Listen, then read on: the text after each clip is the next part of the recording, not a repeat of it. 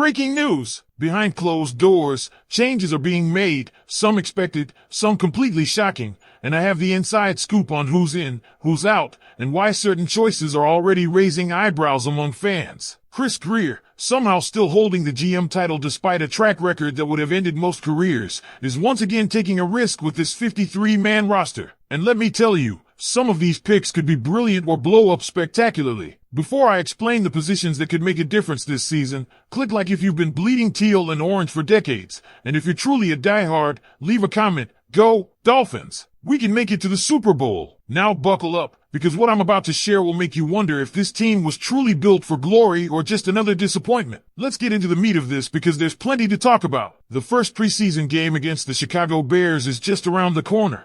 But even before we see a single snap of that action, there's already a very interesting, and in some cases controversial, projection for the Dolphins' 53-man roster if cutdown day was tomorrow. At quarterback, the team is keeping three: Tua Tagovailoa, Zach Wilson, and the rising camp surprise, Quinn. Earlier in the offseason, there was a legitimate possibility Miami would keep just Tua and Wilson, stashing Quinn on the practice squad. But his strong camp performances have been enough to convince the team to develop him on the active roster. Running back is where the picture is a bit more stable, for RBs and a fullback. Alec Ingold, despite being in concussion protocol, is expected to be ready for the season. Behind him, Alexander Mattison, Jalen Wright, Devin Achane, and rookie Ollie Gordon. Madison's spot seems secure despite some early media speculation he wouldn't make it. Camp performances have shut that talk down. Wide receiver is where things start to get tricky. The top four are obvious: Jalen Waddle, Tyreek Hill, Malik, and Nick Westbrook-Ikine. But it's after that where the battles heat up. The projection keeps 6 total WRs, with Dwayne Eskridge and Theo Weiss Jr. taking the final 2 spots. Eskridge's special teams value, particularly his kick and punt return experience,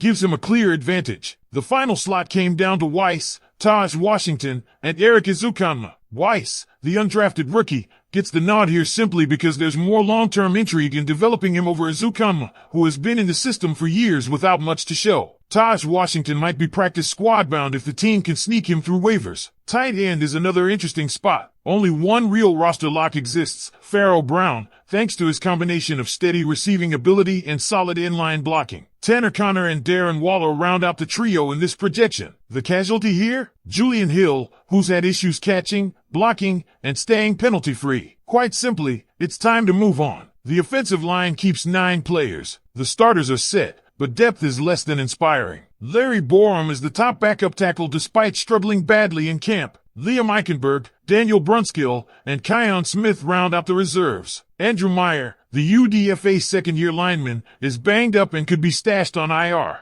The reality is most of the backup linemen haven't been great, so 9 bodies are enough. On the defensive line, the team keeps just 4 true interior guys: Zach Sealer, Kenneth Grant, Jordan Phillips, and Benito Jones. The decision to go lighter here was made to keep more depth in the secondary and on the edge. 7th-rounder Zeke Biggers is cut in this scenario, likely headed for the practice squad. At edge rusher, Miami keeps 5: Quentin Bell, Mon Kamar, Jaylon Phillips, Bradley Chubb, and Chop Robinson. This was one of the toughest calls. The last spot came down to Bell or promising UDFA Grayson Murphy. Bell's veteran experience and familiarity with the defensive system won out. Linebacker sees only 4 kept, with Channing Tindall finally on the chopping block. The projection emphasizes top-end talent rather than extra special teams bodies. Cornerback is a problem area, plain and simple. 6 are kept: Storm Duck, Mike Hilton, Jack Jones, Kendall Sheffield, Jason Marshall Jr., and Ethan Bonner. Cam Smith, gone. Injuries, poor play, and a wasted second-round pick from 2023 make it time to cut bait. This CB group is bottom 3 in the league right now, even with a few bright spots. Signing a veteran like Stephon Gilmore, Rasul Douglas, or Asante Samuel Jr. would immediately help, but Greer needs to actually make a move. Safety keeps 5: Minkah Fitzpatrick, Efita Melifonwo, Elijah Campbell, Dante Trader Jr., and Patrick McMorris. Aston Davis, dealing with a significant injury, likely lands on IR to start the year. Special teams finishes it out with kicker Jason Sanders, punter Ryan Stonehouse, and long snapper Joe Cardona. The so-called competition between Stonehouse and Jake Bailey shouldn't even be close. Bailey is overpaid and underperforming, while Stonehouse has proven all-pro capability. Because here's where things get really interesting, and maybe even a little concerning, when you start looking deeper at what this 53-man projection really says about where the Miami Dolphins are right now. The quarterback room is solid in terms of talent, but there's no escaping the fact that Tua's health will dictate everything. Zach Wilson as the primary backup is fine in theory, but the gap between Tua's accuracy and decision-making versus Wilson's inconsistency is massive. The fact Quinn forced his way into a roster spot is exciting for development, but you're talking about a guy who still needs time before he's ready to win you games in December or January. This is the reality. If Tua goes down,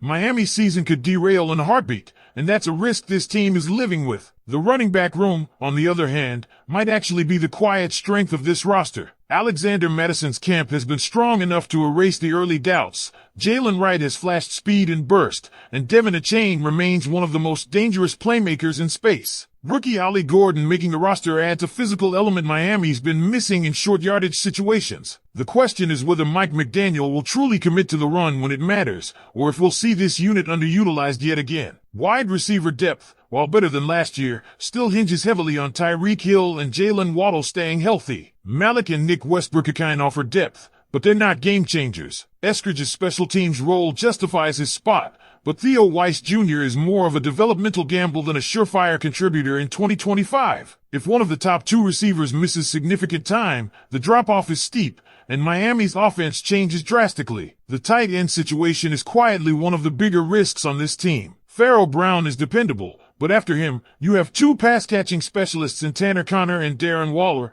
meaning blocking in two TE sets could become a liability. This feels like a spot where Greer's lack of aggressive roster building is showing. There's no high-end starter, just serviceable pieces. On the offensive line, the projection confirms what we've all been worried about. The depth is shaky at best. Larry Borom starting at tackle if an injury hits? That's not a winning scenario. Liam Eichenberg's versatility helps, but injuries have derailed his momentum in the past. And Daniel Brunskill is a good interior option, but he's not a dominant force. This is one of those we'll be fine as long as the starters stay healthy situations, which in the NFL is always a dangerous way to live. Defensively, keeping just 4 interior linemen puts a lot of pressure on Zach Sealer and Kenneth Grant to carry the load. Jordan Phillips and Benito Jones are fine rotational pieces, but if one of the top two goes down, you're suddenly relying on depth that wasn't good enough to make the roster in this projection. The edge group is talented, especially with Jaylon Phillips and Bradley Chubb healthy, but Phillips is coming off a major injury and Chubb has been inconsistent. Quentin Bell's veteran presence is valuable, but let's be real, the Dolphins are one more injury away from scrambling here. And then there's the cornerback situation, which might be the most glaring weakness on the team. Storm Duck and Jack Jones have looked solid in camp.